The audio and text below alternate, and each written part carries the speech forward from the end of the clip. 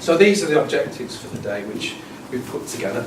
And I think it's important to sort of look at the pros and cons of plastics. I think sometimes there's a sort of we can sometimes get a bit too enthusiastic that we must eliminate all plastic. But obviously plastic actually is pretty good stuff. It wouldn't be so ubiquitous if we didn't think it was that good.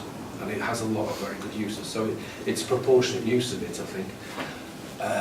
Using it in the right context and disposing of it properly, but also trying to stop production of it as much as possible. So I want to look at the waste and recycling, look at some of the health effects. There isn't a huge amount of evidence about that, but Jamie from Public Health England is hopefully coming to talk a bit about that, because the evidence on the health effects of plastic I don't think is too strong, but maybe that's an area that we need to look at to sort of strengthen the evidence base. And then I must say, Alexis Percival here at the front, just give away Alexis. I think what sort of pushed me, not pushed me into doing this, but made me think we should do something on plastic, was that I saw something that Alexis put out about trying to live plastic free for a year, which I thought was interesting and entertaining, and just sort of thought, made me feel guilty for one thing. But it made me think that we should try and do a masterclass on plastic, because it just seems very opportune at the moment. So Alexis kindly got some going to talk about personal experience of that, and also things that she's doing with the Yorkshire Ambulance Service.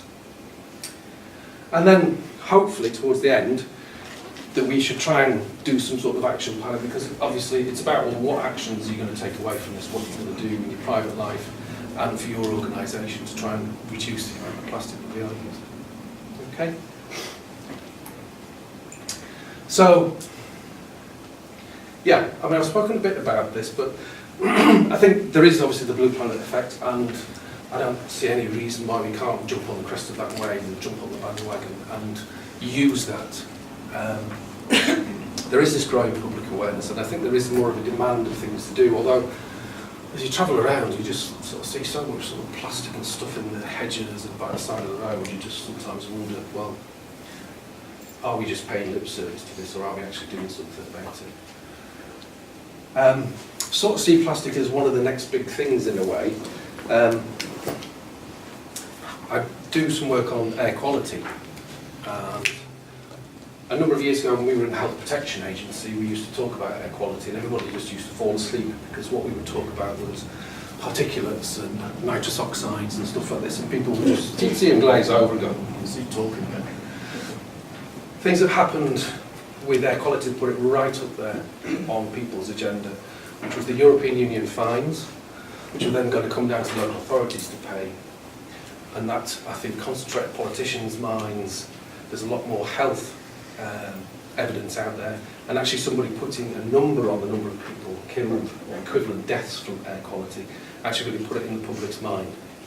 If you watched the One Show last night, if you admit to watching the One Show, there was a piece on there, and actually one of the presenters even sort of quoted, I think it's 36,000 deaths per year from poor air quality, which shows it's sort of penetrating and getting out there. So I think with plastic as well, it can't just be plastic, plastic, plastic, it's terrible, don't reuse it, it's diabolical, it's like blowing smoke in babies' faces and all this sort of stuff. It's what's the proportionate use of it, and how do we get the message across, and how do we get people to change? I've talked about Alexis, and I've talked about it being ubiquitous, and it is really useful stuff, but small things make a huge difference, I think.